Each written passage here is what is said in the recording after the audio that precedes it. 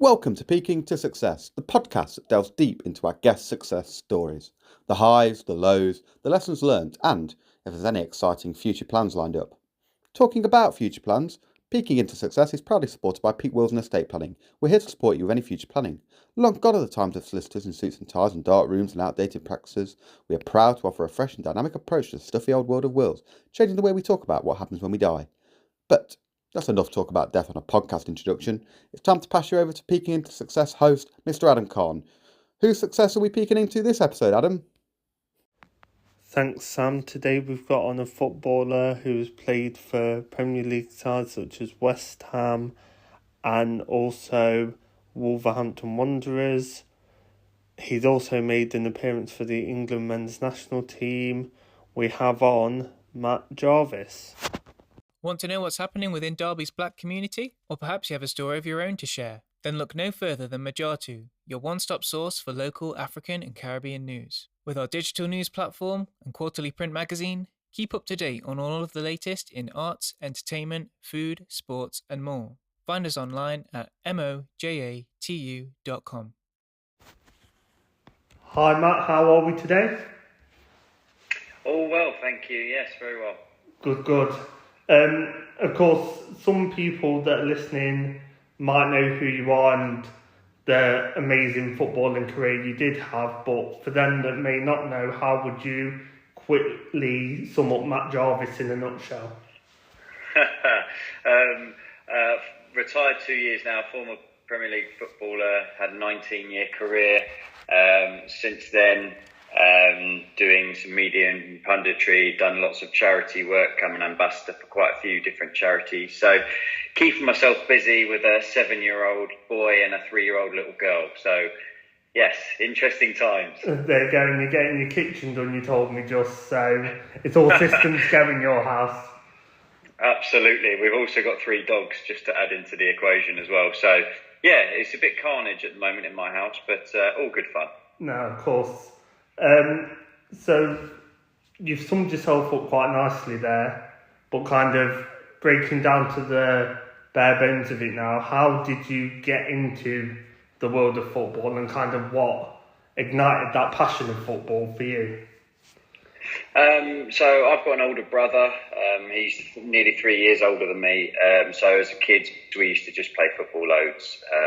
I used to play a lot with him and his mates as well as my mates, but I sort of started playing football the year above, just locally, just because I was always there watching my brother or doing something like that. So I managed to get in early and play the year up for the first year, and then I went back into my own age group and just played locally. A strange fact for you, both my parents were both England #1 table tennis players. So as kids, they had their own business, table tennis business. So we used to go off and go to the different tournaments and stuff. So we did every single sport as a kid growing up: football, swimming, athletics, cross country, did a little bit of table tennis and stuff like that. But football was always my passion, and I just got into that just playing locally. Nice. And then, of course, when did the kind of youth career start for you? So, of course, you were at Millwall, and how did that kind of get about, of course, being scouted and then, of course, training with them compared to, of course, just having a kick around or playing the year up with your brother and his mates? So I was at Millwall for 7 years, up to the age of 16. My brother was also at Millwall, so I sort of got scouted the same sort of way, just playing locally in the league, and then we had to travel up to town twice a week on a Tuesday and a Thursday, and then play on a Saturday or a Sunday, depending on what age group you were playing in. It's massively different, just the training, the competitiveness, compared to just playing with your local team. But for me, it was something that I was passionate about and absolutely loved. But unfortunately for me, which was, I suppose, a blessing in disguise, I actually got released at 16, got told wasn't good enough.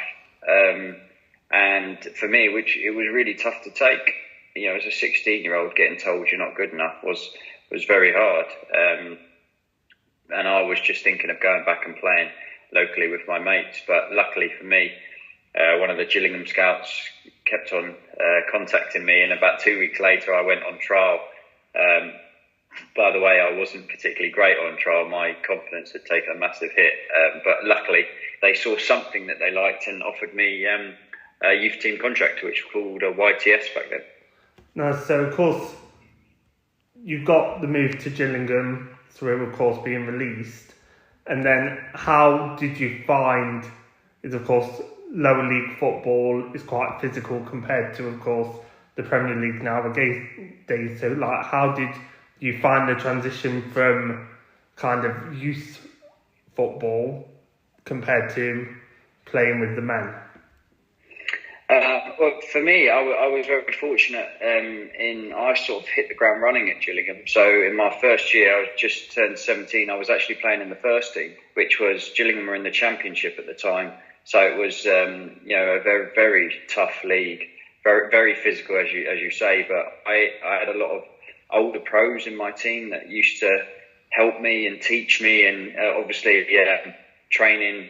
Before I was in the first team, playing against them on like a Friday in 11v11, and then sort of running and doing stuff, and then they'd be like, right, no, you don't do that against us. But you sort of get used to the physicality of this. But for me, it was amazing. Like they would help me. If ever I got smashed in a game, they would be all up, making sure I'm all right. It's nice to have that team feel about it. But you certainly wake up to the fact that this is a serious game, rather than doesn't really matter what the result is, because there's another game next Saturday. But when you're in the professional game, that's a massively important factor. So you have to grow up very quickly.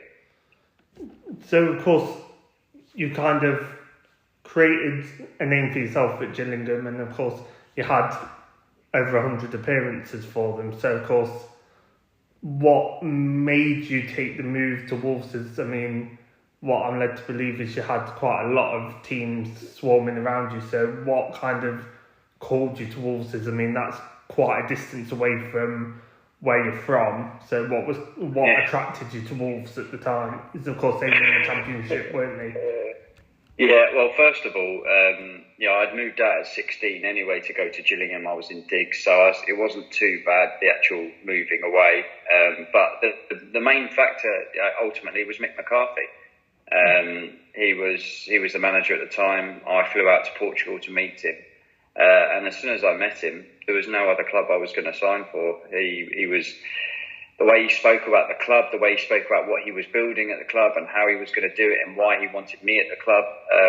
There was no other place I was going to go.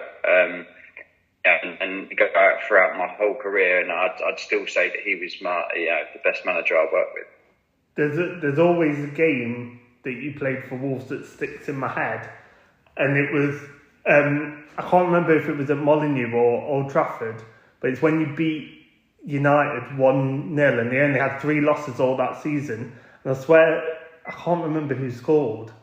I'm trying to think. Was it? I'm trying to think. It could have been.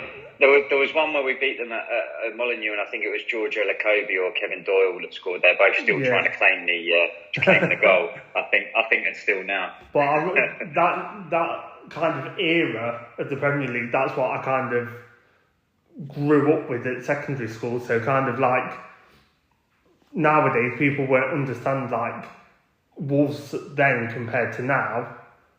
Kind of the style of play, it was kind of Mick McCarthy, Tony Pulis had the same idea. It was kind of give it to the wingers, whip it in. And that's kind of died down a bit, but kind of them teams like Wolves back then were just known for it, and that just sticks in my head, and how well that Wolves team did back in the day kind of gets unnoticed. What are kind of your memories of Wolverhampton and playing for them? I absolutely loved my time at Wolves. It was such an amazing part of my life and career. I had 5 amazing years, 3 in the Premier League there, 2 in the Championship, and winning the Championship as champions. Life couldn't get much better for a 20 to a 24, 25-year-old. Was amazing. club is fantastic. Yes, it's very different now to when it was back then, but at that particular time, it was phenomenal. As you said, it was in the Championship, we were 4-4-2, 2 wingers, 2 strikers, get the ball wide, get crosses in, we'll score more goals than you, that type of thing. But the Premier League was slightly different. We actually sort of went to a 5-1 rather than a 4-3-3. And then it was still that the wide players were the ones that had to, produce the crosses or the assists or get in and be that extra striker. So we were still try and get it wide, get crosses in, and play with wingers, which was my whole style of play. No, it was, and I mean, you mentioned about winning the Championship, and of course, I believe didn't you get Player of the Year that season as well? So of course, winning the league and also getting that accolade must have been a big achievement, and must have felt like, I can kick on from this. Is of course the season after, that's when you moved to West Ham, wasn't it? The year after that.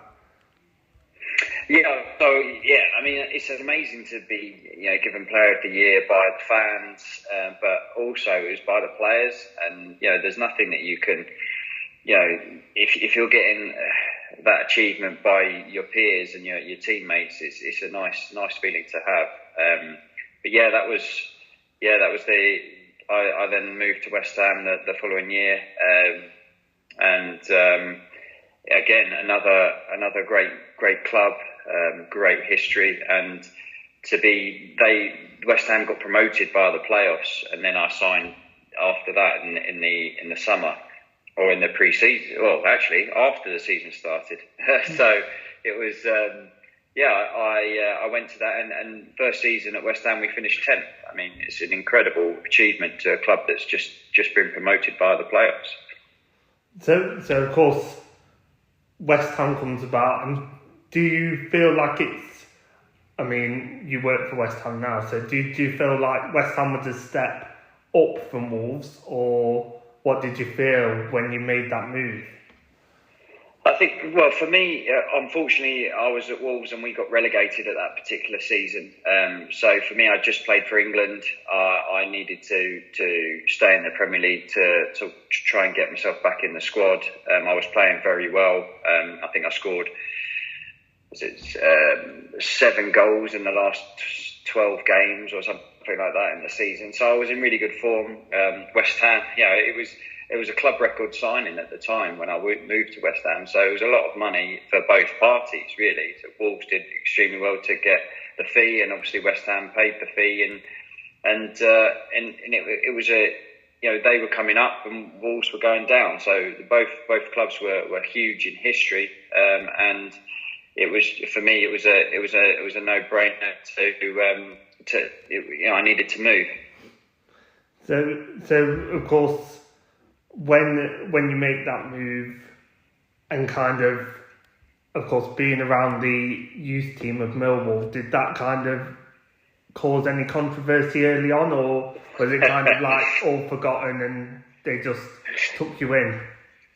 I mean, to be fair, it wasn't really mentioned when I went there, but it's fine because I got released by them. So there was nothing from the West Ham fans. Everyone was in the same boat. No, that's good. And I mean, you've mentioned England just then, and wanting to stay in the team. So kind of, what was the feeling like playing for, of course, England compared to your club team? And a lot of players, of course, that I've heard in interviews say that step up in quality. Did you notice that? And from the players, is of course you've got players playing for like the big 4 clubs at the time. Yeah, I mean that's the big thing. Obviously, I was playing well, but you look at the England team that I went to. They were all top 4 teams. The wide players were exceptional. So to be able to get in and play for the national team is for me is the pinnacle.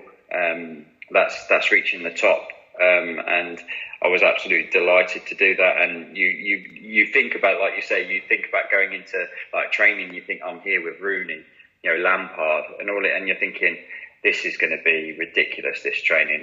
But once you get into the actual training, you're just doing what you've done for the last 20 years. it sort of becomes second nature. It's just obviously you have a lot of nerves and you have a lot of excitement that goes into it, but a phenomenal experience, and I absolutely loved it. And of course, you made your appearance as a sub against Ghana, and it was at Wembley. So, do you feel like it was more magical for you because it was at Wembley, or how? 100%, 100%. You know, I could have been anywhere in the world, but I was at Wembley, so all my family were there, all my friends were there.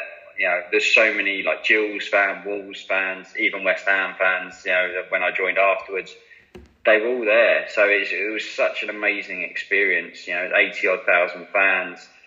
You know, just amazing. If you were going to pick anything, that would have been the one. So I couldn't have asked for anything better. Brilliant. And I mean, then of course you've mentioned you were at West Ham, and then of course the loan move to Norwich came about, which of course after that you signed permanently. So how was Wolves for you, and the difference between, of course, you've been at Wolves, West Ham and then Norwich, so what was kind of the difference around the training as well as the team? Is of course at this point you were reaching kind of your peak, I would say, is of course you're still in your peak around that time of being at West Ham and then into Norwich. Yeah, I was at West Ham. We reached the Europa League stage, so I played in all of the games in there in the pre-season and before the season started, and as the season started, and I played the first sort of 5 games at West Ham when Slaven Bilic had come in. The problem that I had is I couldn't. You know, the season before the team had changed the shape, so they weren't playing with wingers, and I found myself sort of just on the bench, and I was one of them players that just wanted to play. So I played I played the last sort of half an hour in most of the first games of the season, but I had a really good conversation with Slaven, who I got on and still get on very well with, and he couldn't guarantee that I would play week in, week out. He said, look, you've come on in all the games, but I can't guarantee. And then it was just literally the last few hours of the transfer window, I was sat there watching like everyone else on telly, and I get a call to say that Norwich want me to go on loan. And I had to make a quick decision, and I jumped at it. And it was just something that I wanted to go and play. They were, a really good side, a good manager in Alex Neil at the time. They wanted me to go in and play as a wide player, and it was just everything I wanted to hear, really. I went for it, and started like a house on fire, really. Yeah, and I mean, you kind of, was it 11 days or 2 weeks after, of course, signing for them, you scored straight away. So kind of you had the momentum going from the off. So kind of what made you, after that loan period, sign for them permanently? Yeah, I mean, I think it was only a few days. I think I went up there, I don't know what day the end of the transfer window, but I played on that weekend. It must have been like a Tuesday or a Wednesday. I honestly can't remember, but I played on the Saturday and scored on my debut at home against Bournemouth. And then I scored again in the second game, in the cup game against West Brom. And then it carried on so well. Unfortunately, I got injured. It was the one time I decided to try and tackle someone, and it was Yaya Toure, and it wasn't a very good idea. So I actually got injured, but just as sort of that period of time, that was when it come to sort of January, and the club wanted to sign me as a permanent signing, because that wasn't in the loan deal. It was just a loan to go back, and they wanted to sign me on a permanent, and I'd obviously spoke to both parties and made the decision to sign. That was my decision. It was really, I was enjoying myself at the time and playing, and just got injured, so I was desperate to get back fit. And then, of course, from 15-16 kind of onwards, injuries kind of played a big part for you, didn't they? Of course, you had another knee injury, you had a hamstring and a hip injury, if that's correct. So you missed a lot of football around that time. Yeah, it was the worst part of my life, let alone football. it was horrible. I had got my knee. I injured my knee, obviously, in that block tackle. I then got myself back fit and played the sort of rest of that season, but it was never right. I then had to have surgery. Got myself back from that, then hurt my ankle in the first sort of training session that I got back from. Then sort of tried to get through to the end of the season with how many injections, I've got no idea. Couldn't get myself fit, had to have surgery on my ankle where they found that all the cartilage just fell off my ankle, so I had to have like a microfracture. So I've got no cartilage in the back of my ankle, so it was just bone on bone, which is why I couldn't get fit. So I had to have this surgery, and when I got back from that, I started to pick up what's called IT band friction syndrome, because all my surgeries were on my right hand side, and your muscles all balloon up, and then they go when you have the surgery. You build them up, and you go. And I started walking and running differently, and I just picked up this. So I had to have another op on that, and then got myself back fit. I basically got told to retire by the specialists. Norwich also, they offered me to get paid up just over a year's money, but I turned it all down because I just wanted to play football. I wanted to get fit. I just had my son, my first child at that particular time, so I was sort of living away from him and my wife while I was trying to get fit, and my wife would have a bit more help with my son.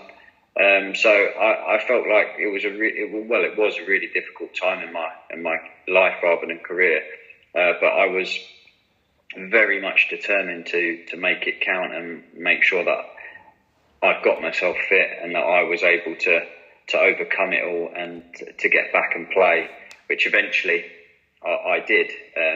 But it was an extremely difficult time. I'm sort of coasting over this very lightly. There's a lot of things that happened, but yeah, it was an extremely difficult time. Is of course from there, of course, the King time kind of came back around with, of course, the Walsall loan, and you got a few appearances there, and then of course moving to Woking, and where you got 23 appearances there before retiring. So was the loan move to Walsall and Woking kind of, I want to prove that I've come back and I can still play, or was it just, what was the kind of idea about playing for them two clubs when of course you could have retired? Well, got myself back fit at Norwich, and at that particular time, Norwich were flying at the top of the league in the Championship, and I got on very well with Daniel Farker. I felt like my style of play would have been perfect for his team, and he felt exactly the same. But obviously, they were doing really well, so it wasn't like they could change the team and put me in because the other players were doing really well. So we made this decision as a group, and to be fair, Daniel Farker was very good about it. He was like, look, I would rather you stayed here as a manager because you're great around the place. You're a great player. If anyone's thing, you can come straight in. But as a person, I think you just need to go and play. And I totally agreed with him. I wanted to go and play. I've worked so hard to get myself finally back fit through everything, and I just wanted to go and play and enjoy all of the hard work that I've done, and go and show everyone that I'm back fit and go and enjoy it.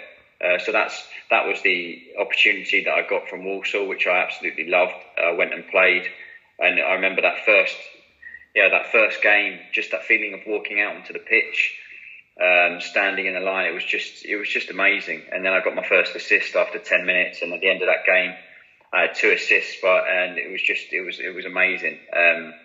Obviously, at the end of that Walsall, I had to have another ankle clean-up operation, which was a bit of a nightmare. But I then got myself back fit, and I was going to sign at a few clubs, but I got a call. I just started doing a little bit in the media, and I got a call from a number that I didn't know. So I was like, I'll answer it, and I answered it, and the guy was like, "Oh, hi, Matt, it's Martin Tyler," and I was like, "Yeah, I know the voice."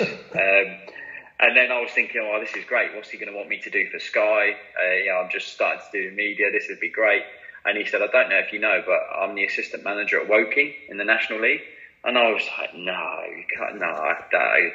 But anyway, I grew up. I played my sort of second team that I ever played for was a team called Meadow Sports, which is actually backed onto the stadium pretty much at Woking. Okay. So there was a little bit of history there. It was like, come down, we'd love you to come down and train or play or even sign. And at the time, I had to sort of sit back and go, right, let's think about this. They were part-time. And anyway, I decided to go for it. I went down and played in this friendly. I think it was a couple of days later. I absolutely loved it. The lads were brilliant, staff and everything. And I just signed straight away. I played on that, I think the following weekend. I came on as a sub the last half an hour. I scored and got an assist in the last 20 minutes. This was amazing. The next game, I actually came on the last half an hour again because I'd just come from the hospital. My daughter was born, so I come straight from the hospital, straight to the game, got another assist. So I played like 60 minutes, got a goal and 2 assists. And then it was COVID. And that was it. Like, this whole season stopped. Everyone's season stopped. That was it. So I was absolutely gutted because I got myself back fit, got myself playing, enjoying it, absolutely loving it at Woking, and then the whole season stopped. But obviously I felt great and spoke to the management and everything. And the following year, once the season was able to start, and it was in that weird period where you could play but there was no fans, you could only train, you couldn't do anything else really. And I signed for the season. Really enjoyed it. It is a strange season when there's no fans and it's all a bit weird, especially in the National League where the funds are very different from the top leagues. So at the end of that season, I just decided that I was 35. It was on my birthday, and I just decided that was the right time to hang up my boots. That's fair enough. And I mean, since then, of course, you've gone on, haven't you? And you've said to me prior that you're an ambassador and you're a pundit for West Ham, so you're still kind of in and around football. Is that something you always wanted to do, or did you think about kind of the coaching manager route? Yeah, well, I've done my badges, well, some badges in the coaching side. I was doing the media while I was still sort of playing, and I really enjoyed it. It's something that I love doing, so I wanted to carry on doing that. I got the opportunity to be an ambassador at West Ham, which is fantastic, to be a part of the team again and sort of be at every home game and feel that sort of togetherness and that bit of, I suppose, a bit of banter, a bit of everything that goes on in a football club. So that was really good. I'm an ambassador at a lot of different charities and foundations. So I'm trying to keep myself busy and help as many people and mentor people as possibly can, and potentially do extra educational programs and different parts to it, as well as try and play a bit of golf now, really. And having 2 young kids, so it's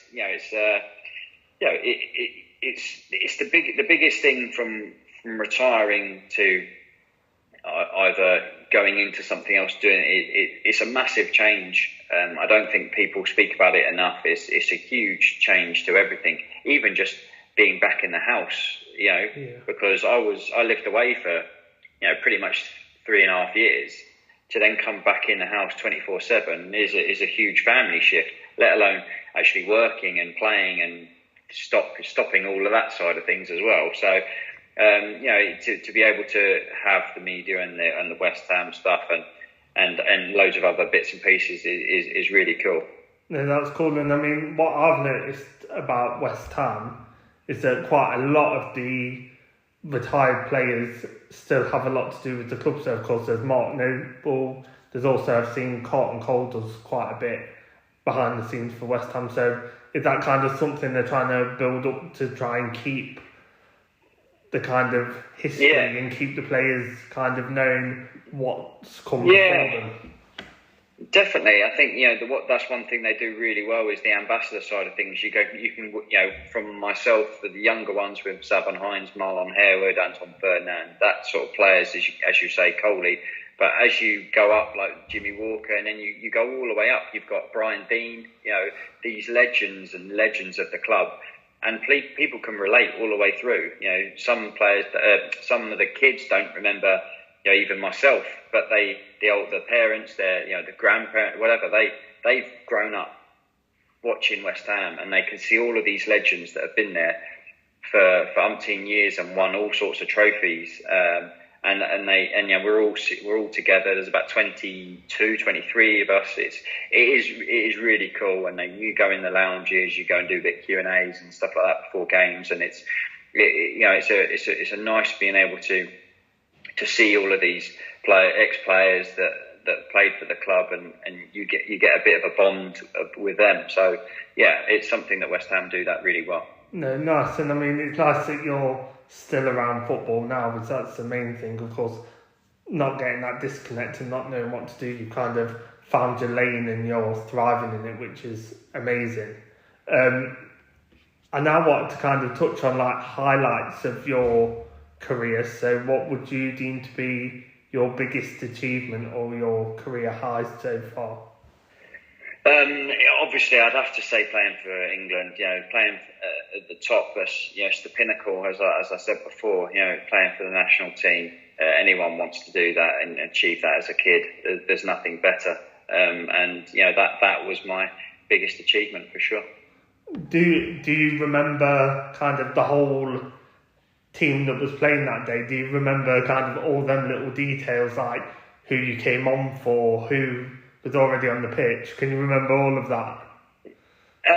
Most of it, yeah. Some of it's a bit of a blur, but yeah, like I came on for Jack Wiltshire. I remember just that feeling of warming up before, walking out before the game, half time, and then I remember just being out warming up and looking back and getting that, come back at me, and they're like, yeah, and you're like, oh, and just sprinting back as fast and standing there ready to go on, thinking, right, don't look nervous because the camera's definitely going to be on. My debut doing that, thinking, don't be nervous.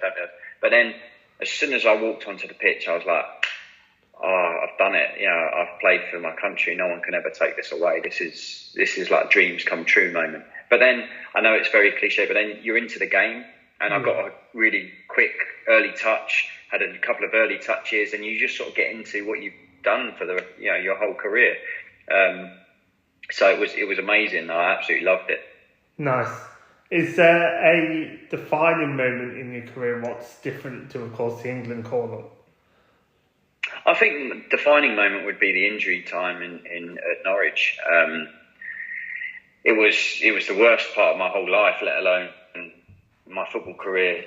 Not the club as in Norwich, but just being injured. It was just a really difficult time. Not knowing if and when you're going to get back fit, working extremely hard with the staff and the other injured players there, breaking down, having another operation, more injections, more scans, more, you build yourself up and then you hurt yourself and you have to start again from the beginning. And mentally it's extremely difficult. I think that's one part of the game that fans and pundits and everyone don't really see. If you could go in just for a week or even a couple of days and just see what the other side of it when you're injured and the routine you have to go through, if you're not weight bearing or if you're in if you've got if you're on crutches or you're just starting to get back, it's a huge it takes over your whole life, which it should, because it's your job and everything, but you are people and humans at the end of the day. It's really, really, really tough. And I found it extremely hard, especially being away from my newborn son, my wife, my family. But I was very determined. I had very good people around me. Some players that, for instance, Carlton Morris, who's now playing in the Premier League at Luton, he'd just done his ACL, so he was there with me. Louis Thompson was there. He was just he snapped his Achilles twice, so he was having rehab, and we're all in there at the same sort of time. When you go through bad days and you're a bit down and you don't want to do the bike session or there's something else, and the other players would be like, no, come on, let's do it. And you grind through it yourself, and then you would help them the following day if they were having a bad time. So it was, it's something that I'm very proud of, to get back fit. Being told to retire, getting offered pay up, and I turned it all down because I just wanted to play football. So that would be my my biggest achievement inside that side of things, turning points. And I mean, you've shown there that, of course, it's not just ability in football and kind of around the world of football, it's mentality and how you kind of, if you have a bad game or if you do get injured, what are you going to do to push back and get back? Which, of course, you've shown with them injuries. I mean, getting back-to-backs and you still come back and you played over 30 games after that shows that you've come back to some sort of form and some sort of ability to play again, which, of course, you were getting told to retire, which is, of course, massive mental strength and resilience to do that, which is all props to you. Of course, we've spoken about how your mentality in coming back. Do you think there's one piece of advice that you'd give to your younger self? So if you go back to Gillingham and you're just starting out, is there one piece of advice that you'd give yourself now? In the hardest thing is to just stay confident in yourself and in your own ability. I know that's very difficult when you go through all sorts of different little things in training and games. You're not playing very well doing that, but to make sure that you not selfish in that aspect, but you be yourself. Football is based on opinions. Some opinions you can just let things go over your head. Some things you need to really listen to and take things on board. I would definitely say that everything happens for a reason. That's something that I've always believed in. And my advice would just to be work as hard as you possibly can, which I did. I don't think there was anything I could ever look back and think, if I'd only just done that, I literally couldn't. I've done everything that I could possibly have done. So I would just give myself the most confidence in myself as possibly could, and to just go out and enjoy playing the game. I think that's something that gets overlooked a lot. Just go and enjoy yourself. It's the best job in inverted brackets in the world. So just go and enjoy it. Nice. And I mean, is there anything that you'd do differently if you could do it all again? I would only not go and tackle Yaya Toure. That would be my only thing. But football is a contact sport. You got to roll with it, and injuries are part and parcel of it. But I wouldn't change anything because it's made me who I am today. I'm a much better person and stronger person from what I've gone through, and I'm able to mentor and help anyone because I've been in them situations. I've gone from the bottom to the top and come back down. So I feel like I've achieved everything I could possibly wanted to achieve, and I'm content with that. No, that's good. It's good to just have something minor like the Yaya Toure tackle and nothing major that you want to change. That shows that you fulfilled what you wanted to fulfill, which is good. I've got some quick fire questions. All of them you'll be able to answer. Okay. So to start off, the best player you've played with? Oh, you say this is quick fire. This is really tricky. I won't include England because that's it makes it too even more difficult. I've played with a lot of players in different spells of their career. Like I played with James Maddison at Norwich, who's fantastic. Like you could always see he was going to go to the top. But I played with him when he was younger. Now, he's top level, top player. And I played with like Wes Hoolahan. I played with Joe Cole and players like that. He was more towards the end of his career, Joe. But the one player that I would say that I played when he was at his peak and flying was Dimitri Payet at West Ham. He was outstanding that season at West Ham, and you can just his ability on the pitch was incredible, and his free kicks and his technique and what he did that season. So for that reason, I would say just he was in his peak, and I played with him then was Dimitri Payet. Nice, and I mean he's one of them players because his time in England was quite short. A lot of people oversee what he could do. But in my opinion, compared to a player now, I'd say he's more of a attacking James Ward-Prowse. If that's my description that I'd give if someone asked me in Parliament. Like what he could do, people just forget about. So it's nice that you mentioned him, and it's just kind of a player who's overlooked. It's a sour one when I mention him, because obviously just the way that he left at West Ham, I think it leaves a bit of a bitter pill to swallow for the West Ham fans. But just in general, for someone that played at their peak and what they did that season, he was very, very good. And now on the other foot, best player you played against. I'm assuming it might be Yaya Toure, might be up there. No, I didn't go near him apart from that one time. Again, very difficult. If I say fullbacks, because who I came up against all, the best in the world. But I would say that the one that's, I would say he's the best player, the best fullback that's played in the Premier League, and that would be Ashley Cole. Everyone says that. He's a guaranteed 7 out of 10 into every game, so no. 8 out of 10 every game at least, yeah. No, he's good. What's the best stadium that you've played at, in your opinion? Obviously Wembley was amazing, but that was just for the whole occasion and everything. I don't know. Atmosphere at Upton Park was pretty special.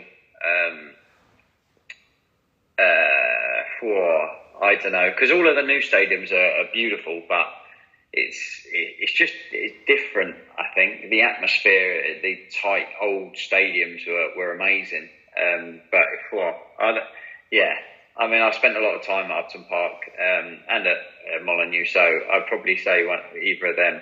Nice.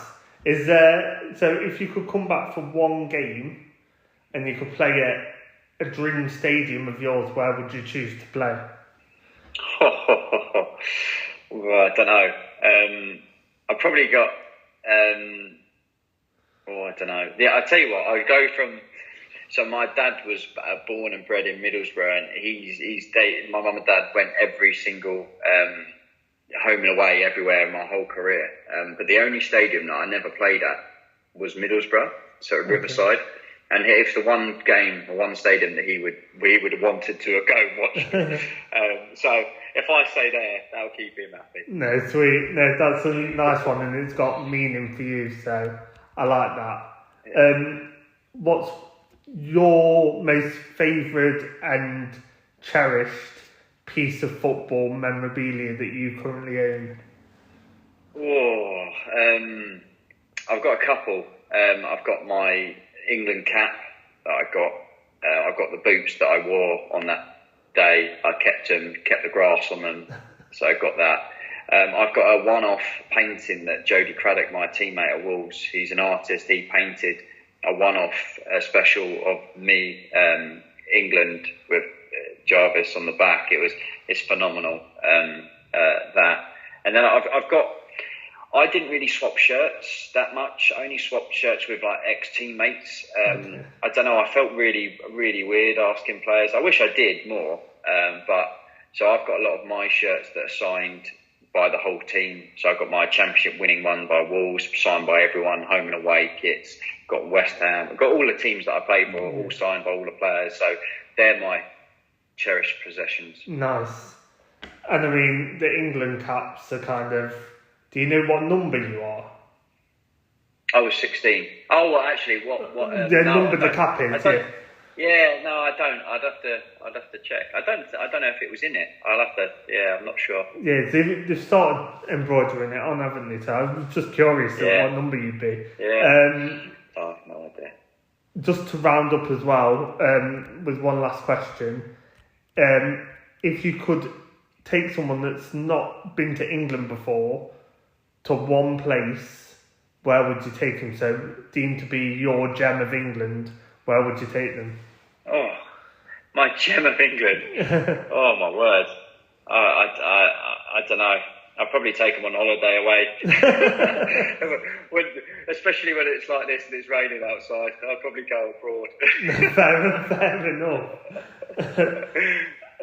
Thank you for coming on and kind of speaking through your career and sharing the ups and downs. Is of course there's a lot of people that want to kind of break into football and they may have setbacks and not know how to come back from them, but of course you're the perfect example of you can have injuries galore but still come back from it and play. So hopefully people feel inspired by that and push on from Absolutely. that.